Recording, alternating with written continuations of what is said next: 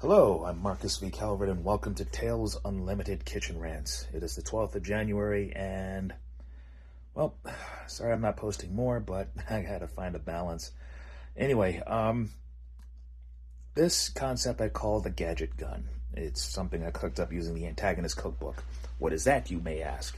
It's a series of books. I'm up to the third one, working on the fourth one, and this is where this came from. I was doing some edits, and one of my recipes, I had to post on it. Basically, the idea was, okay, you have a modified gun. What does it do? Well, the gun is sentient. The gun is something on a superhuman scale, like, okay, I can shoot through a vault door with this thing. Oh, you're a mile away? So what? You're in my range. The gun is sentient. The gun has kick. What else can the gun do? The gun can shapeshift.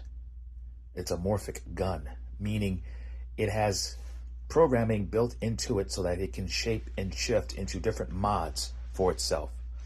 Okay, so imagine you have like a big, like 6-barreled Blade Runner style gun, or like that gun that Harlequin had in Suicide Squad 1, right? Well, what if it sprouted a mag and started shooting full auto?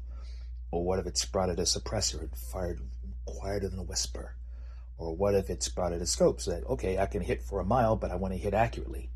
Or what if it modified the bullets? You know what I'm saying? The entire gun itself can shapeshift. Into a book. As you're walking through a TSA, hey, it's just a book. You put it on there, passes through the X-ray inspection, and then you tuck it into your coat, and it turns into a gun again, and oh well, you're going to do some unpleasant stuff when you land. But here was the thing that made the recipe scary. Matching set. In other words, you have not one, but two of these guns, and they're alive.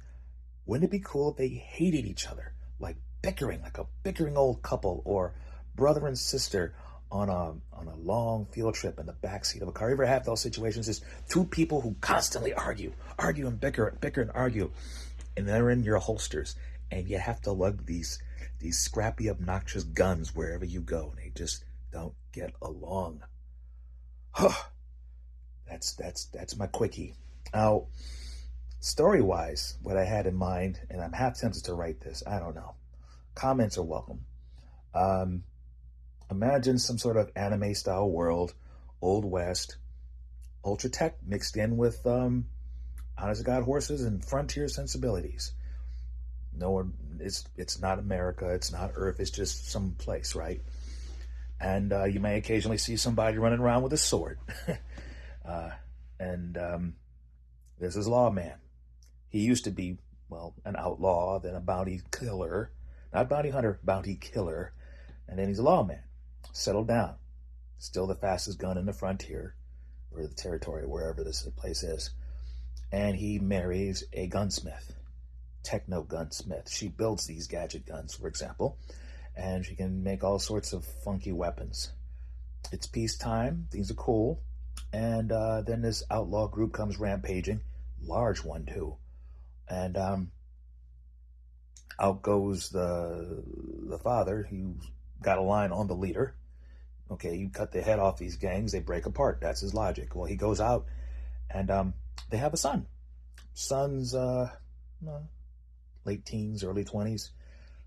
Mom wanted him to not follow in his daddy's footsteps and live a nice, full, non-bullet hole in my chest life. You know what I mean? So she made sure he never learned how to fire a gun. But she taught him everything she knew. He's also quite smart in other fields. I mean, all-around genius. But he'll never be as good as she is. And Daddy comes home dead. And the posse he went out with got slaughtered. And one of them brought back his guns and says, basically, Dad got into a drawing, like a stand-down draw with this dude who ran the bad guy gang, and he lost. This guy is faster than your dad. And he was distracted, and he couldn't get the guns, but he wanted the guns. So that's why he took them and brought them back. So a day after the funeral, note comes in basically saying, Please give me your guns. Sorry about your dad, but if you don't give me those guns, you're going to join him. And the ma, she just can't take it anymore, has a heart attack, dies.